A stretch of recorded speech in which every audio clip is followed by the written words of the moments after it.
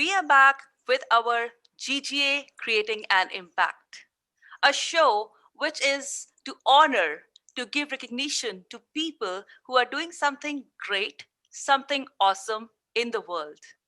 And today we have an amazing guest all the way from UK.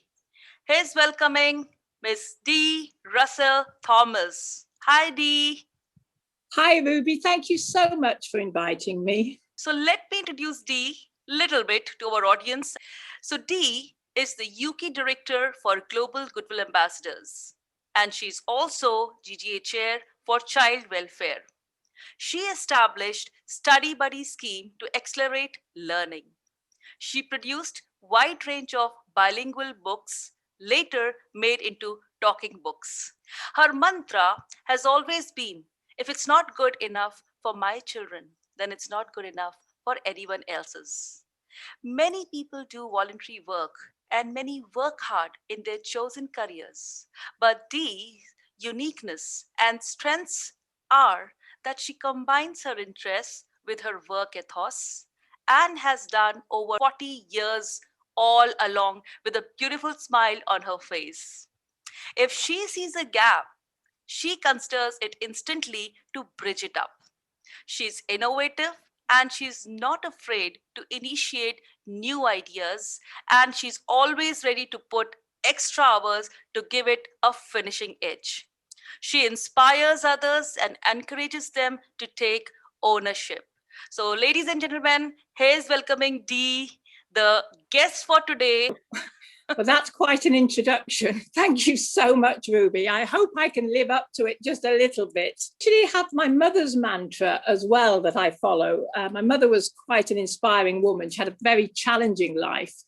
And she used to say to us all, there were 5 of us, education is the key to the door. And she would also say to us, don't ever judge others because you don't know what goes on behind their closed doors. You don't know what suffering they've experienced. And those 2 aspects, I suppose, have been the foundation for who I am, who I want to be, who I strive to be still at my ripe old age. And it was the basic grounding, I suppose, for a desire for me to make the world a fairer place through education, I guess, but also helping those less fortunate. So that's, I suppose, my starting point. I have to say at this stage, I am so grateful to the Global Goodwill Ambassadors because they've allowed me to work alongside like-minded people, people like yourself, Chrissy, Richard, Lisa, amazing people who are still inspiring others. And I continue to be inspired today. So thank you so much for those. And also my UK team, chaired by Gemma, who was always delightfully positive. Mm-hmm. But there are lots of others in the team, and sometimes they're unsung heroes, and they just work quietly. And maybe they're working quietly and we don't hear them, but they're actually making a massive difference around the world, which is really special. So my own little team, which consists of people like Yvonne, the 2 Carols, Linda, Mohammed, Mustafa, Anne, Abdu, Gisela, I've got to mention them, Anjana, Thalma, Agnisha, Joe, Linda Mohammed, Rosie, Murmir, Marcus and Stevie. And of course, and Laurie. There's Chrissy, who's done the most amazing work, and I am so privileged to be working alongside her. When she asked me to write the lyrics for the GGA song, I was really humbled. And I couldn't believe it when she transformed it into something so amazing, such as her talent. So that's really, really special. But it's what's also really good about the GGA is it not just the UK team, is it? It's not just the Swedish team. It's not just the Indian team. We're all in it together. And through the Ambassador magazine, we can actually hear about what other people are doing. And when I was a teacher many, many years ago, I learned to be a magpie. And by that, I mean, I would steal anybody's good idea. I have no shame about that because I always felt if something is working well for another child or another school, why on earth wouldn't we want to share that with other people? And I feel the same about GGA. If something's working well in Africa, in the USA, why on earth wouldn't we want to share that so that it reaches more people? And I honestly think that's what GGA does. It unites us all for the common cause of humanitarianism. Mm-hmm. Very true. Very true. Very well said. There's nothing wrong in taking the ideas which you think are going to be beneficial for somebody somewhere. So it's always nice. It's always nice to share and, of course, give credit from where you have taken that idea. Exactly. Because a person might feel bad. Oh my God, that was my idea and she took it. But when you're giving the proper credit, you took it from there. Absolutely. The person feels privileged, like, wow, my words are creating a deep impact. That's why it's being shared further. So thank you for doing that. I think that's really important, acknowledging where it's come from, what other people are doing, and celebrating that. And that's what's special. Very true. I read in your profile that, you have been celebrating people, you have been giving them recognitions, whatever work they're doing, little or big, when you give them that light, when you give them that visibility, they feel, wow, we are being valued. And they tend to do better and better in their work. Exactly. I think what I learned as well was back in my educational days that people would say to me, praise children. Give them certificates, give them awards, make them feel good. And it was like, but when you get to 23 and a quarter, you don't need that anymore. And to me, it seemed crazy because adults often need it even more than children. True. They're not as secure as they think they are. And everybody likes a smile and some praise. So I think really important. I think age doesn't matter. It's not something that kids like medals or adults don't like medals or trophies. Everyone likes any kind of adulation because that makes them feel that they're being valued in their field, in their spheres. So I completely agree on that, Dee. That's very important. You worked on this love, light, and positivity with other 5 GG ambassadors and personally designed. It was 6. It was 6 because Abu and Gisela did one together. Okay. So you designed the 4th part. So they were actually 7 altogether, but 6 parts. Okay. Which was lovely. What was lovely was that, again, it was like the Africans saying Ubuntu. We all work together. Exactly. It was equal. It was well shared. We all shared each other's work. We designed our own material. And because we did it on our own, each one was very different. It didn't follow exactly the same format. Wow. It wasn't delivered in exactly the same way. And that's what made it special, because every single person did it very differently. And I think we all enjoyed it. We all benefited from it. It was a joy to do. Yeah, it was really nice. So tell us a little bit more about the other course that you have designed, the Science of Happiness and the 12 Months of Kindness. I think our audience would like to know a little bit more about what is it all about. I was privileged enough from Yale University. I've been doing lots of courses throughout the pandemic. I think it tops 30 odd now. And they include courses on suicide prevention, on loneliness, on helping others. I did sign language for the deaf, all sorts of different things. But one of them I did was the Science of Wellbeing at Yale University. And I loved it. I absolutely loved the course.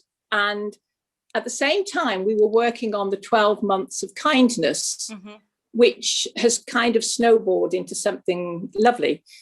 And I thought we could combine the two. What I'm trying to do at the moment is to collate all the 12 months of kindness, the initiatives that we've been doing month by month by month throughout the whole team. And I'm so grateful for the people in my team who contributed and given me their articles and their photographs that I've then put as a chapter for a booklet. So every month we have an initiative. Every month I collate the works that come in, I put them into a chapter, and at the end, hopefully, and that will be soon, only a few months, we will have a 12 months of kindness booklet, which I'm really hoping can be shared, back to the magpie thing, share it with anybody who wants to see it so that they might want to dip in, choose any bits they want, and put them into their own culture, their own community, whatever. So the idea was then that I would like to, if it's possible, and if Lisa's in agreement, and I think she has said that she would be, to join the science of well-being and of happiness with the 12 months of kindness to producing some sort of project that would be helpful to others. Wow, that's an amazing idea. Just when you were describing it, I was like thinking how the end result is gonna be in few months when it's gonna come out. I'm sure more and more people will be privileged to have it, to read it, and go through what other people are doing. So hats off to you and to your team and all the people who are engaged in collecting this information. All the best. I'm really looking forward to be a part of it as well when I can. It's been so interesting, the different initiatives. I mean, each month has been quite different. We started off with Pebbles of Hope. Yeah. So that we were designing pebbles and writing messages of hope, maybe with a helpline on the back, and then distributing them in public places so that people would just pick them up and they can keep them. If it helps them, if it just makes them smile, then that's something special. So, I mean, I know, I don't know how many I have painted, and I'm still doing it now, and just popping them into the local park or putting them at the end of the road, and somebody will find it and say, hey, look what I found. It's lovely. It's beautiful. I saw some of the pictures. So I was like, wow, if I was in UK, I would be so excited to have one. You know, it's exciting. I think it's exciting for all age groups when they find something like that. You know, they feel I'm the lucky one. Yes. They don't know who the godmother or who the godfather is, but when they have hands-on, they feel happy about it. Yes. So again, thank you.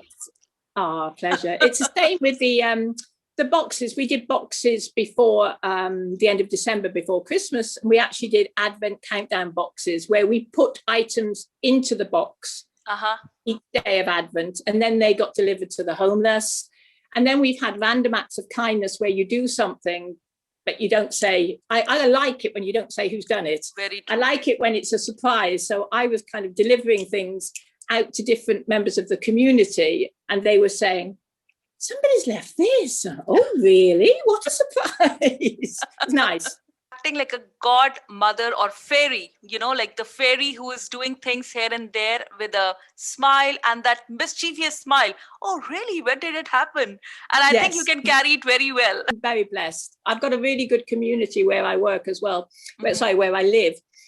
And when pandemic started, we were really very isolated, and we have quite a lot of elderly in our area. And in my road, I have a lot of children, coincidentally, who have significant special needs. They may be autistic, they're Down syndrome. We just happen to have quite a few vulnerable children. So I set up a Bless You group, and I did a poster and sent it out to hundreds of houses. And if they had any need, they would put the poster up which said bless you. I didn't want to put help because I thought it might actually encourage the wrong sort of people. True. But from that moment, this group has expanded and it's become bigger and bigger and bigger. We've appeared on television and on the radio because we've been doing all through the pandemic crazy little activities, dancing in the streets, socially distanced. But we'd be dancing to songs like Don't Stand Too Close to Me and all those sorts of things, or the bare necessities, and I'd dress up in a bear's outfit or whatever it was. And the youngsters would come along with the parents, and they said it was the highlight for them. And then we had things like pajama parades online. So although we couldn't maybe be in each other's homes, we would see, and we'd give an Easter bonnet parade, and we'd do Easter egg hunts, but all scattered. It just went on and on and on. And then at Christmas time, I put it all together in a book without them knowing. And I got a printer to publish them all.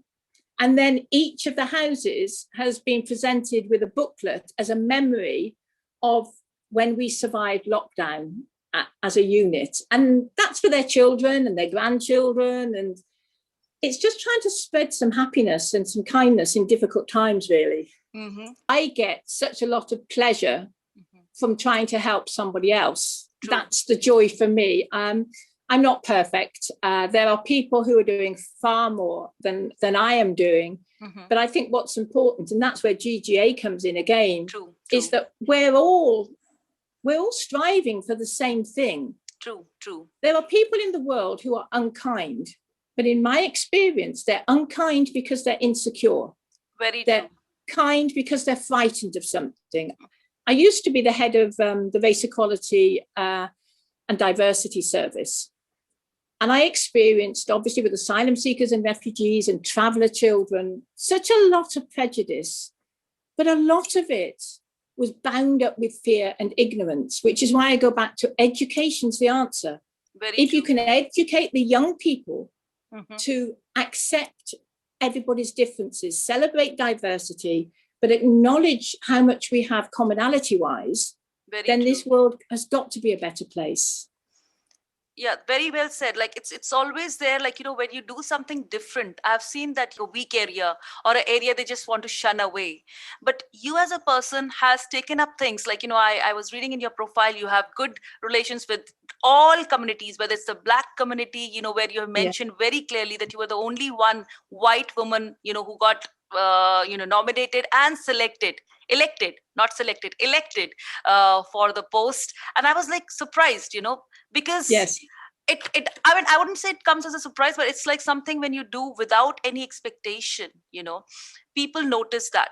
Your Dee is not doing something because she wants to get recognition or she wants to be noticed. I did it, as you said. You know, when you do something from within, it just brings happiness. English community, Muslim community, Hindus, you know, all those things. So it's like amazing how you don't feel restricted to just one group of people or ethnicity. You have made it, world is a big family and you are getting connected with all the dots in the family. But the truth is, Ruby, there is only one race, and that's the human race. Human race, exactly.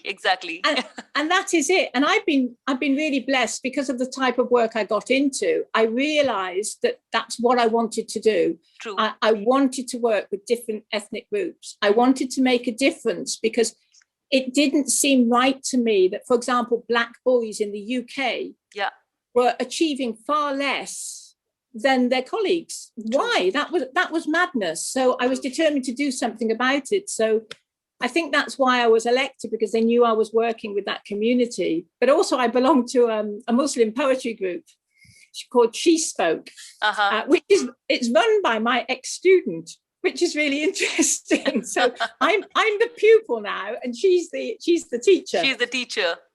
But it's lovely. It's absolutely lovely. And we just, every week we get together, we write poetry. I've also written a book during the pandemic of Dees ditties during lockdown. So I'm hoping that at some stage, maybe I will share that with others, about 60 poems in that of mine. Wow. Well, they're not brilliant, but they might make people laugh a little, which would be nice. Great. Yeah. So tell me something, like all the while we have been talking about Global Goodwill Ambassadors, how exactly, because you became a GGA in 2019, how has GGA evolved you as a person over the years? And I can't remember, in fact, how I stumbled upon it.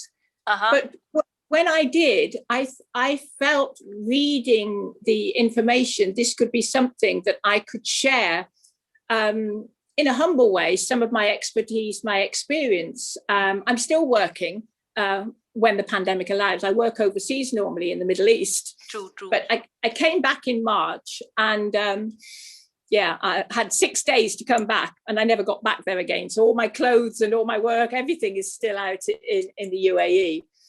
But I had already joined Global Goodwill Ambassadors thinking that my working career, is probably lessening as obviously I'm beyond retirement age, but I like to keep going. And I thought this would be an opportunity for me to develop more of the things that I do. I've always done voluntary work, as you've said. I've been Justice of the Peace, Governor, Chair of the Parish Council, Samaritan for many, many, many years.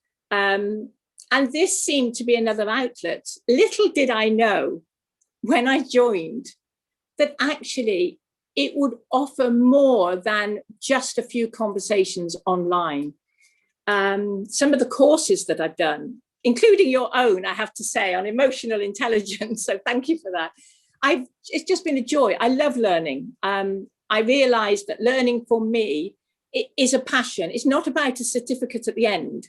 It's about that journey. I don't need the certificates. I don't need that. I like them, so don't stop giving them to me. But it's more about the process and how I can apply that afterwards. And Global Goodwill Ambassadors Learning Forum and the Institute has allowed me to do that. But also meeting people. And the Ambassador magazine, I can't wait for that to come out, because I'm so excited about what Taiwo's doing in Africa, what's going on in Sierra Leone, what Gavin's doing elsewhere. Everybody's doing amazing things, and it inspires other people, because you're actually thinking, why? Maybe that could be applied here. Maybe we could adapt that, and that could work.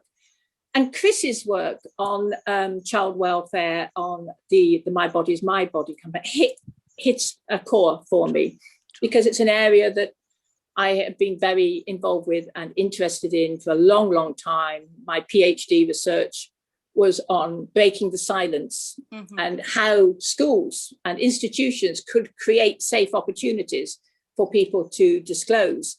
So being involved in that with the formidable woman who seems to get anywhere and everywhere, but is also very humble.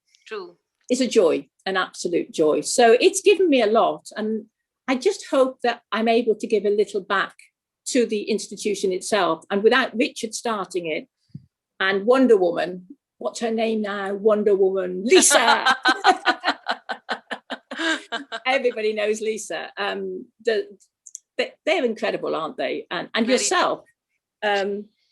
You're all inspiring, which is a joy. And I'd like to think that nobody's trying to do it for themselves. We're trying to genuinely help other people who need our help more than what we need. Very well said, Dee. It's like, any family can survive and can do well if you're not looking just for yourself, when you're not looking for your selfish interest, but you're looking for how I can give to the other people, what I can do to bring a smile on their face. And I think in GGA, we all have found that with Lisa and Richard and Chrissy, you, and so many people from so many different countries. We feel we are brothers and sisters working together to make a difference. To make a difference and to make this world a beautiful place to live. And everyone is contributing in their own ways. Nothing is big or small. No one ever thought. I never thought I'm going to start this women empowerment series or emotional intelligence series. It just happened. It was on a discussion and then boom, it's there. And so many, like you, when I remember reading your answers, I was like, wow, who is this woman? The answers were like, wow. So they just touched my core, the way you had answered, just like a student. At that point of time, I didn't have a face in front of me who Dee is. At that time, it was coming from a student. And I would never think that today, after almost a year, that person is sitting right in front of me and talking to me about being a GGA impact, being a GGA spotlight. So you have really, really come a long way, Dee. I mean, your journey has been inspiring. It was a pleasure reading about you. It's an inspirational journey. You're very humble, by just saying that you're a student and going on and on. I'm really touched. I'm really touched talking to you. I feel you are inspirational body in yourself, who's all the time giving and sharing so much love, so much care, and so much happiness. I feel it likewise. I feel it with you. My dream is that one day we can all meet up in person. We can have the biggest party. Wouldn't that be wonderful?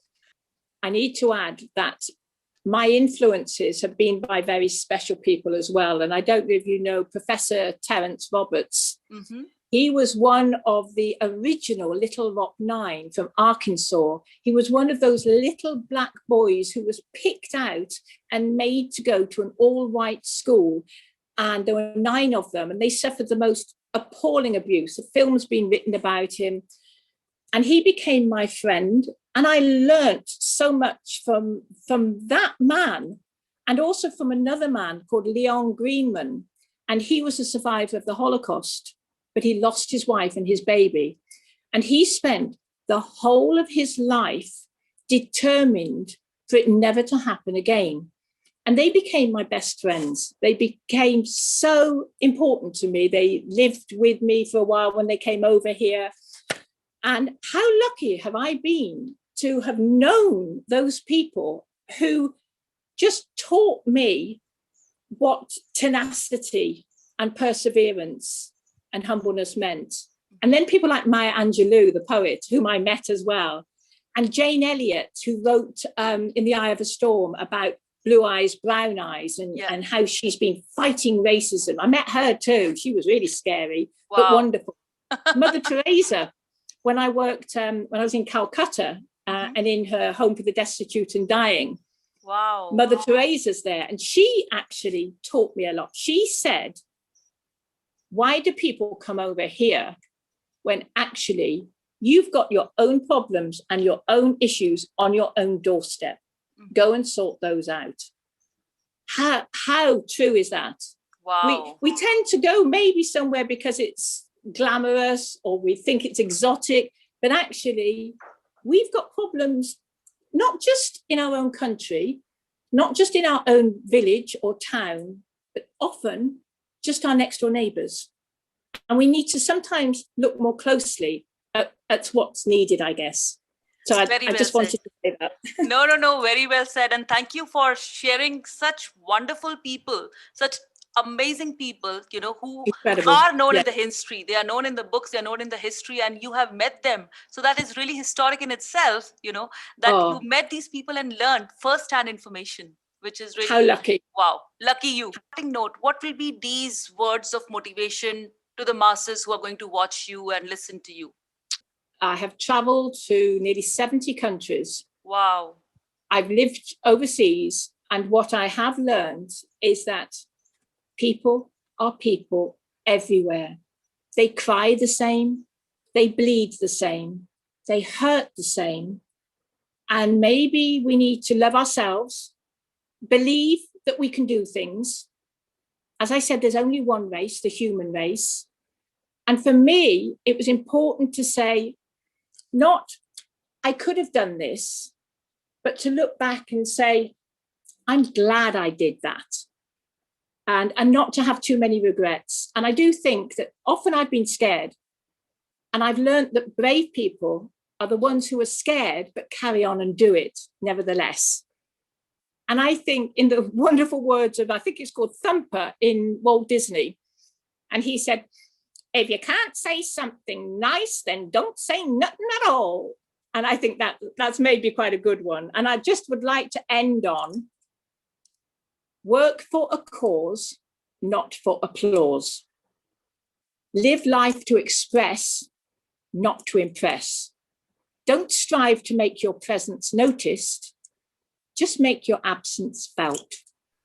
Wow. Bravo, Dee. I am floored. What a nice and impactful statement you just made. Thank you so much, Dee, for joining us. God bless you. You are my inspiration too. So thank you so much. Thank you. Thank you so much for joining me, and all the best. As I always say, COVID is all about social distancing, not emotional distancing. So connect with your loved ones, connect with all the people who matter in your life, bring a happiness on people's faces, and do whatever you can do to help humanity. So here's wishing all the best, everyone, from us, Global Goodwill Ambassadors. Stay safe, stay connected. Thank you.